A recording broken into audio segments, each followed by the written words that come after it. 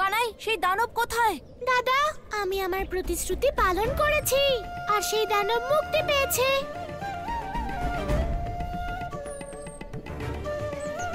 কানাই, ইনি কে? দাদা, ইনি সেই পথপ্রদর্শক অর্থাৎ সারথি, আমরা যাকে খুঁজছিলাম।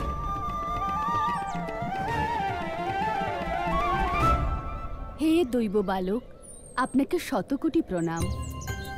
আপনি আর আপনার দাদা আমাদের প্রাণ বাঁচিয়েছেন, আমরা আপনাদের কাছে কৃতজ্ঞ থাকব। দাদা, তুমি এবার এনাদের সকলকে গৃহে পৌঁছে দাও, তারপরেই আমরা পরবর্তী যাত্রা নিয়ে আলোচনা করব। ঠিক আছে কানাই, চলুন। কি হয়েছে কি তোমাদের সবার? তোমরা ঠিক আছো তো? নন্দরানী চল। নন্দরানী চল চল। দামোদর দাদা, আপনি ঠিক আছেন তো? হে প্রভু, জল দে। আমি জানি সবার কি হলো হঠাৎ। কেউ কোনো চিন্তা করো না, আমি এক্ষুনি সবার জন্য জল খুঁজে আনছি।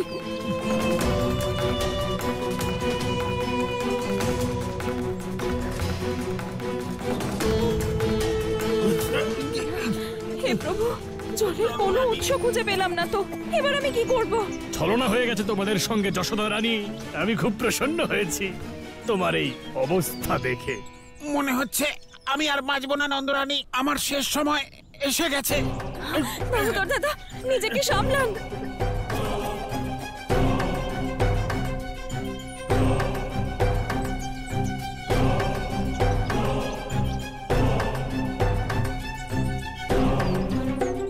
কাকি, কাকি উঠুন কাকি, আপনার কিচ্ছু হবে না কাকি।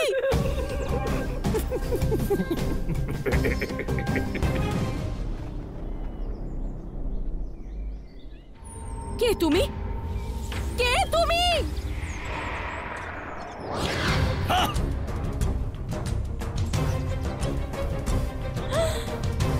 ভূতরাক্ষ! খুবই বুদ্ধিমতী তুমি যশোদা রানী। ছলনা ধরে ফেললে আমার। তোমার সঙ্গীরা অজ্ঞান হয়ে মাটিতে পড়ে আছে আর তুমি একা দাঁড়িয়ে আছো এই পথবিহীন স্থানে। কি করবে এবার? কিভাবে যাবে গঙ্গার ঘাটে? কিভাবে লাভ করবে তুমি মাতৃ কবচ? আর কিভাবে বাঁচাবে তোমার কানাইকে? আমি আমার কানাইয়ের জন্য সুরক্ষা কবচও আনবো আর সবাইকে জীবিত ফিরিয়েও নিয়ে যাব, বুঝেছো তুমি? এটাই তোমার শেষ ইচ্ছে? ঠিক আছে, এদের মাঝে তুমিও এইভাবে মারা পড়বে। এইখানে আমি চললাম।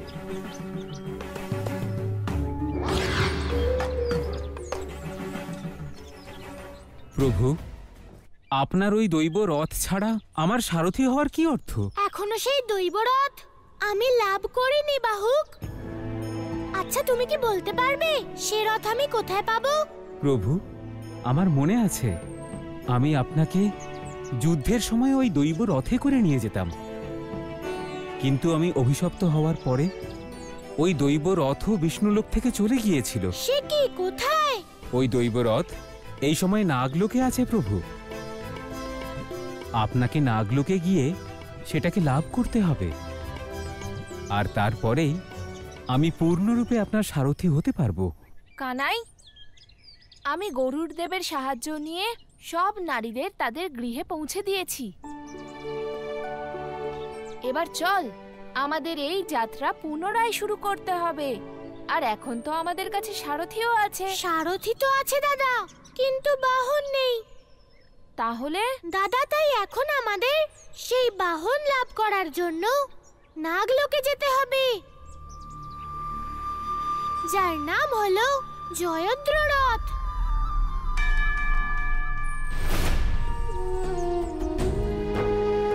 হে মা গঙ্গা, আপনার দর্শনে যাচ্ছিলাম আর দেখুন পথে কি অঘটন ঘটল। আমার সহযাত্রীরা তৃষ্ণায় কষ্ট পেয়ে মৃত্যুর দিকে এগোচ্ছে। হে মা, এখন শুধু আপনিই ভরসা, আপনিই আমাদের কৃপা করুন মা, আমার সহযাত্রীদের বাঁচান। আমার সম্পূর্ণ বিশ্বাস এক মা আরেক মায়ের কাতর মিনতি কখনো ফেলে দিতে পারবে না। কৃপা করুন মা, কৃপা করুন।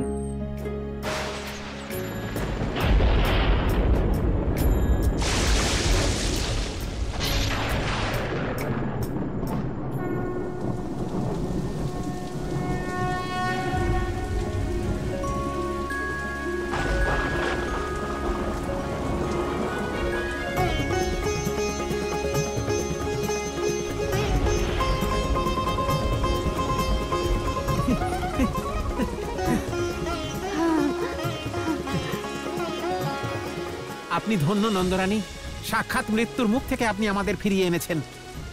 আমি তো প্রাণের আশা ছেড়েই দিয়েছিলাম। কি করে করলেন আপনি এটা নন্দরানী? না দামোদর দাদা, আমি কিচ্ছু করিনি। আমি শুধু মন প্রাণ দিয়ে মায়ের কাছে প্রার্থনা করেছি, মা গঙ্গার জয়। বলো মা গঙ্গার জয়। ওই নিভে যাওয়া আগ্নেয়গিরির মুখ দিয়েই নাগলোকে প্রবেশ করতে হয়।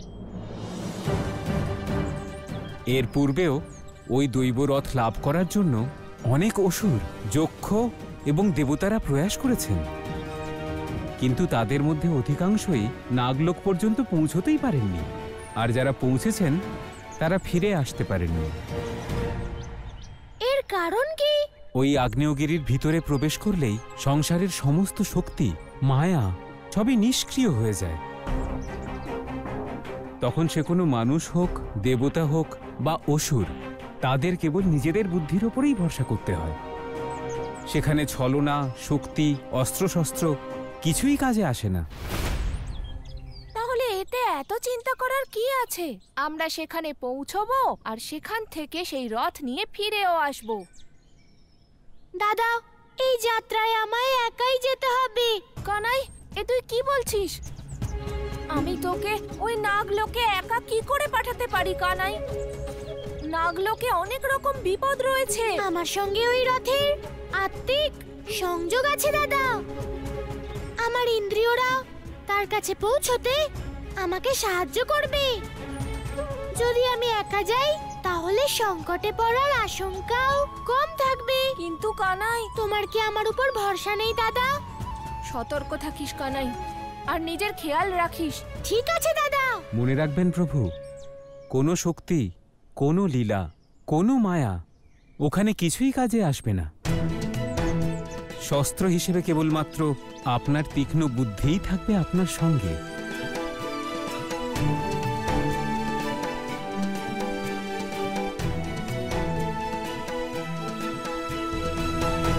নারায়ণ নারায়ণ।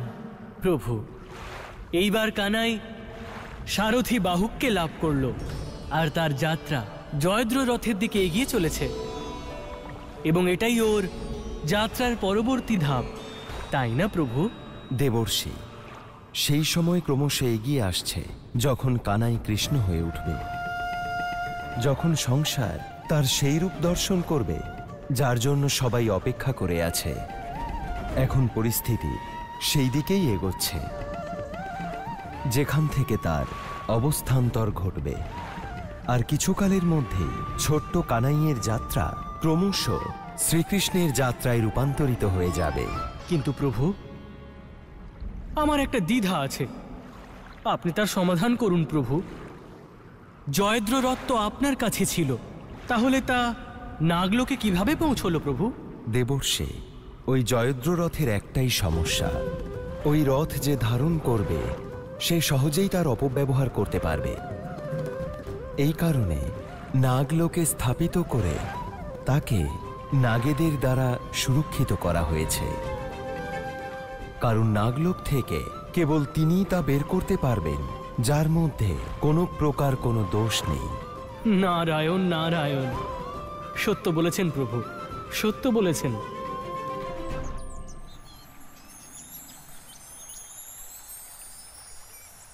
হে মা গঙ্গা, আমার আপনার পবিত্র জলের খুব প্রয়োজন, যাতে আমি আমার পুত্রের জন্য মাতৃকবচ নির্মাণ করতে পারি। এই সমগ্র সংসারে আপনার চেয়ে অধিক স্নেহময়ী আর দয়ালু মা আর কেউ নেই। সবার পাপ আপনি নিজের মধ্যে ধারণ করে নেন, আর তারপর তাদেরকেই আপনি আশীর্বাদ দেন। আপনার চেয়ে বড় হৃদয় আর কারোর নেই, তাই এই কাজের জন্য আমার আপনার জলের প্রয়োজন।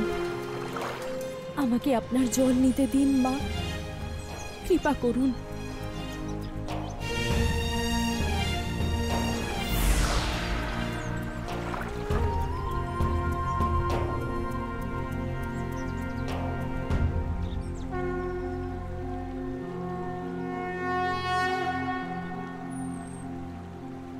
হে যশোদা, ধন্য আপনি আর আপনার মমতা।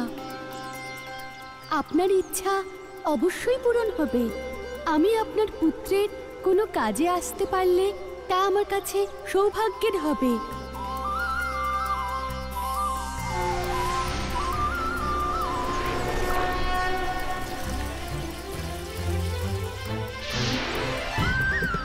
হে মা গঙ্গা, আপনাকে শত কোটি প্রণাম। আশীর্বাদ করুন মা, যাতে আমি খুব তাড়াতাড়ি আমার পুত্রের জন্য মাতৃ কবচ নির্মাণ করতে পারি, যাতে ওর জীবন সুরক্ষিত হয়।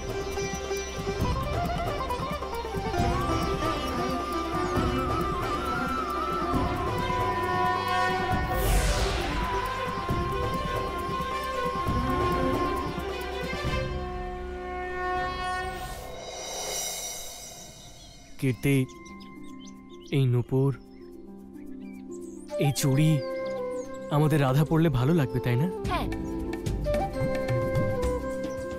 অবশ্যই। লাল রংটা আমার রাধা মাকে খুব মানায়। তার মানে আমার পছন্দ যথেষ্ট ভালো, তাই তো? সেটা তো ঠিক বৃষভানু মশাই, কিন্তু আমাকে একটা কথা বলুন, আমাদের রাধা মায়ের বয়স এত কম, তার বিবাহের প্রস্তুতি এখনই কেন? গিরিধর, তোমার যখন বিবাহ হবে আর তোমার সন্তান হবে, তখন তুমি বুঝতে পারবে যে একজন পিতার কাছে তার সন্তানের বিবাহ দেওয়া কত বড় একটা দায়িত্ব। এখন থেকেই যদি অল্প অল্প করে গোছাতে শুরু করি, তাহলে ওর বিবাহের সময় সবকিছু গোছানো থাকবে। আর এমনিতেও সময় কিভাবে কেটে যায় বোঝাই যায় না। ঠিক বলেছেন আপনি। মনে হয় যেন আমাদের রাধা মায়ের জন্ম এই সেদিন হলো, আর দেখতে দেখতে ও এত বড় হয়ে গেল। হ্যাঁ কীর্তি, বড় তো হয়েছে, কিন্তু কীর্তি, আমাদের রাধা বুদ্ধি আর বিবেচনাতে আরো অনেক বড় হয়ে গেছে।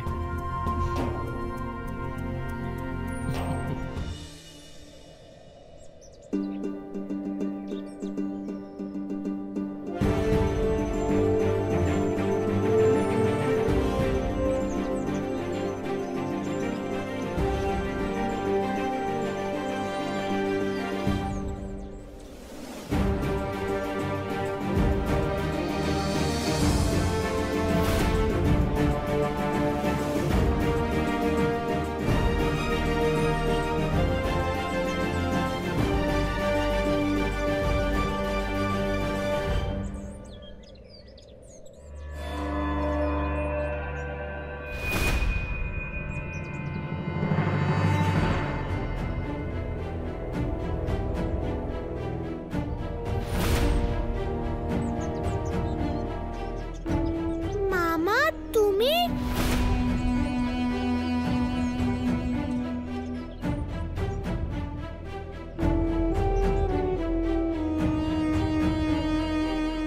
যেখানে আমার ভাগ্নে, সেখানেই তার এই মামা। কংস মামা, তুমি মথুরা ছেড়ে এই বনে কেন এসেছো? ততটা সরল তুই নয় যতটা দেখে মনে হয়। যে কারণে আমি এখানে এসেছি, তুইও সেই কারণেই এখানে এসেছিস। আর তোমার মতে কি সেই কারণ? ছেড়ে দে সরলতার এই ভান। পরম অবতার শ্রীকৃষ্ণ, যদি আমার মুখ থেকেই শুনতে চাস তাহলে শোন। জয়দ্র রথ লাভ করতে এসেছি আমি এখানে। আমি জানি তুইও সে কারণেই এসেছিস।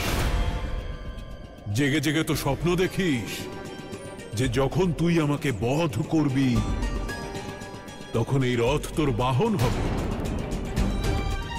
আমাদের শরীরে বয়ে চলা রক্তই শুধু নয়, বরং আমাদের লক্ষ্য একই রকম। তুই ওই রথে বসে আমার বিনাশ করতে চাস, আর আমি ওই রথের সাহায্যে তোকে হত্যা করতে চাই। এতে একটা কথা তো স্পষ্ট হলো মামা, যে তুমি জেনে গেছো তোমার বিনাশ আমার হাতেই হতে চলেছে। তাহলে আর দেরি কেন, চলো গিয়ে ওই রথটা খুঁজি। যে যোগ্য হবে সে রথ অবশ্যই লাভ করবে। কিন্তু একটা কথা মনে রেখো, সেখানে তোমার কোনো আসুরিক শক্তি কাজ করবে না। তুইও ভুলে যাস না, তোর মামা আমি, সব বিষয় তোর থেকে বেশি জ্ঞান আছে আমার। আমি জানি এখানে না আমার কোনো আসরিক শক্তি কাজ করবে, না তোর কোনো ছলনা বা মায়া। গুরুদেব, আপনার আদেশ অনুসারে আমি মা গঙ্গার পবিত্র জল নিয়ে এসেছি।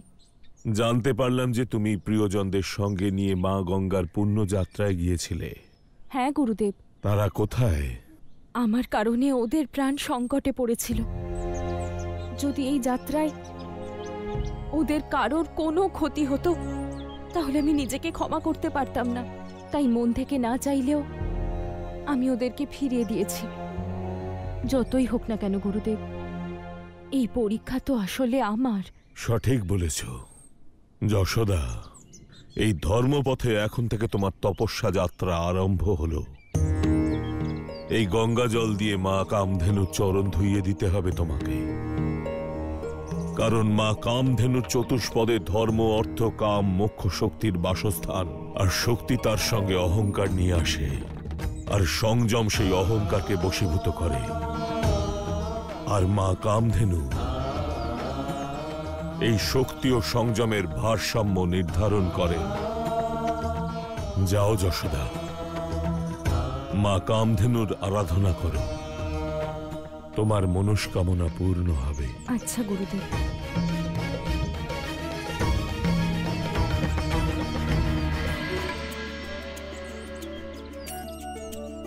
আরে রাধা, তুমি এখানে কি করছো?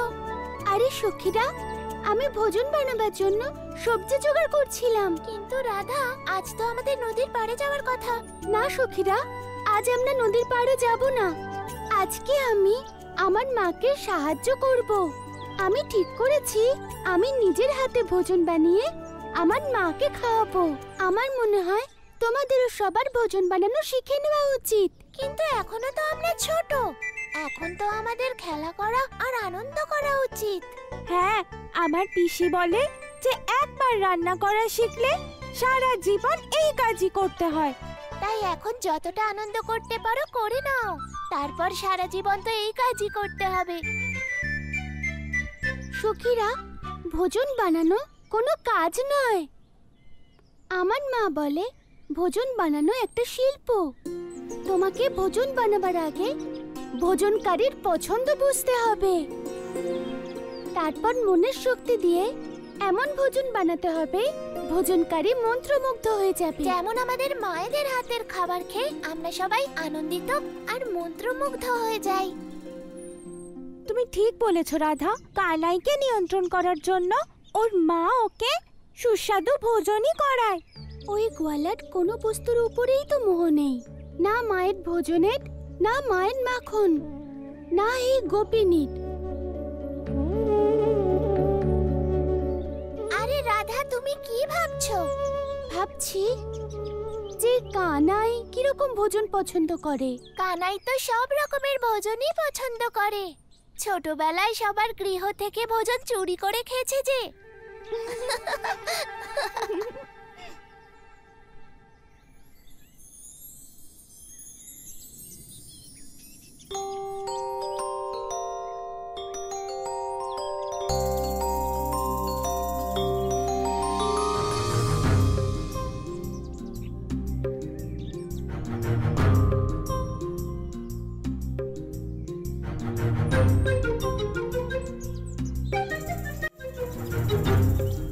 সখীরা, তোমরা আমার একটা কাজ করবে? অবশ্যই রাধা, বলো কি করতে হবে।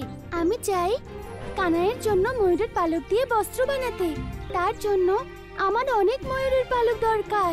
এতগুলো ময়ূরের পালক একদিনে খুঁজে পাওয়া অসম্ভব রাধা, কিন্তু তবুও আমরা ধীরে ধীরে ময়ূরের পালক জোগাড় করে ফেলবো। কিন্তু আমার একটা শর্ত আছে। কি, যদি কানাইয়ের ময়ূরের পালকের বস্ত্র পছন্দ হয়, তাহলে তোমায় ওকে বলতে হবে যে এই বস্ত্র বানাতে আমি তোমাকে সাহায্য করেছি। অবশ্যই। চলো, আমি এখন যাই। আমাকে সবার জন্য ভোজন বানাতে হবে।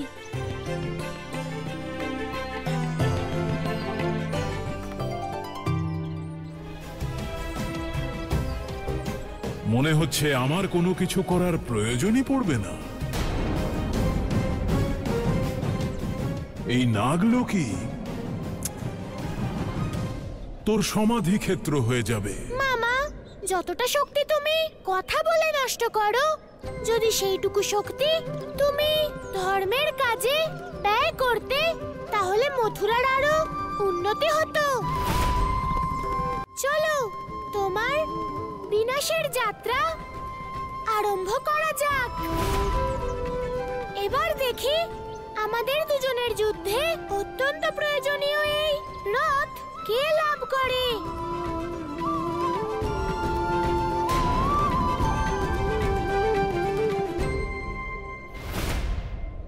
চলো মামা। ওম কংসায় নমঃ।